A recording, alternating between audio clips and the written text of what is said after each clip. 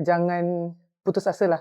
Kalau benda tu membuat awak happy, then just go for it. Yeah. Hai, nama saya Nurul. Saya seorang content creator dan marketing specialist yang berasal daripada Malaysia tapi saya dibesarkan di Singapura. Saya gemar mengongsikan konten-konten yang related to travel dan juga tempat-tempat makan di merata dunia. Dan saya kongsikan semua konten ni dekat channel saya, Explore to Makan. Sebenarnya ni semua setakat hobi je actually. At the start, saya cuma kongsi suka-suka. Saya mulakan memuat naik semua konten ni sebab saya malas nak ulang banyak kali. Bila orang tanya atau bila keluarga saya tanya, saya suruh semua pergi ke website saya untuk tengok konten-konten yang ada dekat blog dan social media. Dua-dua saya suka.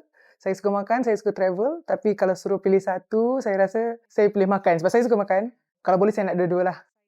Naha Burger dekat Okinawa, Jepun. Sebab Okinawa ni tempat dia cantik sangat tapi susah nak cari makan halal. Itulah satu-satunya tempat yang boleh makan burger Wagyu yang halal certified. Ni satu benda tapi kat dalam dia ada macam-macam. Dia pouch kecemasan saya lah. So dalam ni ada semua benda, wallet, pasport, power bank, SIM card, wire, semua. Tak kisah mana-mana saya pergi, saya akan bawa ni dengan saya. Saya tak boleh lupa lah. Kalau ni tak ada, saya tak boleh travel sebab pasport kat dalam. Saya akan pilih K-Barbecue. Banyak benda ada, awak tinggal nak pilih apa yang awak nak, lepas tu awak masak sendiri. Sama macam Explore to Makan, semua saya bagi kat awak.